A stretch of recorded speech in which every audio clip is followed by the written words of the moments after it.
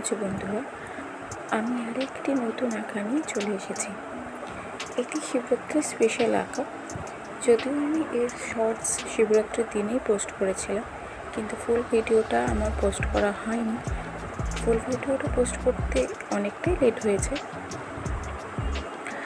আর এই যে আঁকাটা আমি এঁকেছি, এই আঁকাতে আমি দেখতে পাচ্ছ মেকানিক্যাল পেন্সিল দিয়ে প্রথমে পুরো আউটলাইনটা করেছি। পুরোটাই আমি মেকানিক্যাল পেন্সিল দিয়ে করেছি। আর এর মধ্যে হাইলাইটের জন্য একটু 10B পেন্সিল ইউজ করেছি। আর কালারের জন্য আমি ব্রাশ পেনটা ব্যবহার করেছি। যদি তোমরা এরকম ভিডিও দেখতে পছন্দ করো তাহলে আমাকে প্লিজ কমেন্ট করে জানিও এবং ভিডিওটিকে লাইক করো অবশ্যই।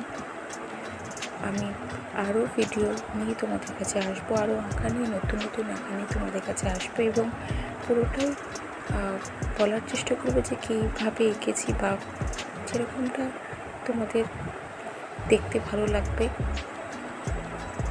সেরকমভাবেই আমি ভিডিও করব। এখানে ভিডিওর সাথে সাথে আমি একটি গল্প বলতে চাই। এটা ঠিক গল্প নয়, এটাই বলতে পারো যে প্রচলিত একটা কথা আছে বা প্রচলিত কাহিনী আছে, যেটা আমি তোমাদের সাথে শেয়ার করতে চাই। যেহেতু এটা শিবরাত্রি নিয়ে আমি এঁকেছি এবং মহাদেবকে এঁকেছি, তার সাথে নন্দীও আছে। এই কথাটা হয়তো অনেকেই জানে, এই প্রচলিত কাহিনীটা, তবু আমি একবার তোমাদেরকে শোনাতে চাই। বহু বছর আগে উত্তরপ্রদেশ থেকে এক রাজা বিষ্ণু দাস ও তার ভাই ভারমান লাও সপরিবার নিয়ে আমাদের পশ্চিমবঙ্গে হুগলি জেলার একটি গ্রামে রামনগর নামক এক গ্রামে বসবাস করতে আসে। রাজার এক গরু ছিল যার নাম ছিল কপিলা। রাজা ভারমান রাও গরুটিকে গোচারণের জন্য এক গোপালকের কাছে প্রতিদিন দিয়ে আসতো।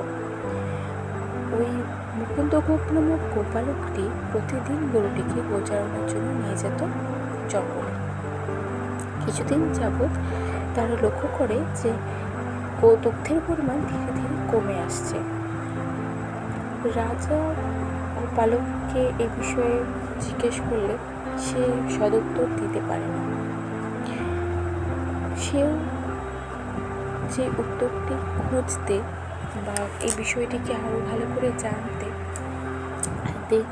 গোপালকটি গরুটির পিছন পিছনে জঙ্গলে যায় এবং সে লক্ষ্য করে যে গরুটি একটি নির্দিষ্ট স্থানে গিয়ে তার দুধ নিঃসৃত করছে। যখন সে দেখে যে সেখানে একটি কুচকুচে কালো পাথর এবং এই ঘটনাটি প্রতিদিন ঘটছে, তারপরে গোপালকটি রাজাকে এই বিষয়টা জানায়। রাজা তার দলবল নিয়ে সেখানে আসে উপস্থিত এবং ওই কালো পাথরটিকে দেখে। দেখার পর রাজার মনে হয় যে সেই কুচকুচে কালো পাথরটি তার রাজদরবারে বা রাজবাড়িতে নিয়ে যাবে। তার কথা মতো সবাই সেই কালো পাথরটিকে তোলার চেষ্টা করে সেই জায়গা থেকে, কিন্তু অবাক করার বিষয় এটাই যে ওই জায়গা থেকে কালো পাথরটিকে কিছুতেই তোলা যায়। যত তোলার চেষ্টা করা হয় তত দেখতে থাকে তার কোনো অন্ত নেই। তারপরে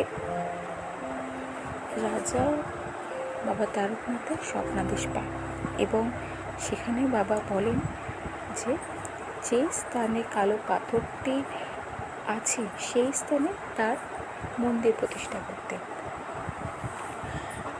তো বাবার কথা মতো সেই স্থানেই তৈরি হয় বাবা তারকনাথের মন্দির। সেই মন্দিরটি আজ বহু প্রচলিত মন্দির, সবাই তোমরা জানো। আজ বাবা তারকনাথের মন্দির সেটি হচ্ছে তারকেশ্বর মন্দির, যা হুগলি জেলার সব থেকে বড় মন্দির। সেই মন্দিরের নাম থেকে ওই জায়গার নাম হয় তারকেশ্বর। তারকেশ্বর তো আমরা সবাই চাই, কিন্তু তারকেশ্বরের প্রতিষ্ঠা সম্পর্কে, তারকেশ্বর মন্দির প্রতিষ্ঠা সম্পর্কে হয়তো অনেকেই আমরা জানতাম না বা অনেকেই জানতাম। তাই আমার মনে হলো যে আজকের দিনে বা এইটা তোমাদের বলাটা দরকার মানে এমনি শোনালাম। যদি তোমাদের ভালো লেগে থাকে অবশ্যই আমি যত এরকম প্রচলিত পুরনো তথ্য বা পুরনো গল্প যত যা আমি জানি অবশ্যই ধীরে ধীরে আমি তোমাদের সাথে শেয়ার করার চেষ্টা করব। যদি তোমাদের এরকম গল্প শুনতে তোমাদের ভালো লাগে তাহলে অবশ্যই আমাকে কমেন্ট করে জানাবে, লাইক করবে আর সাবস্ক্রাইব করে দেবে। Thank you.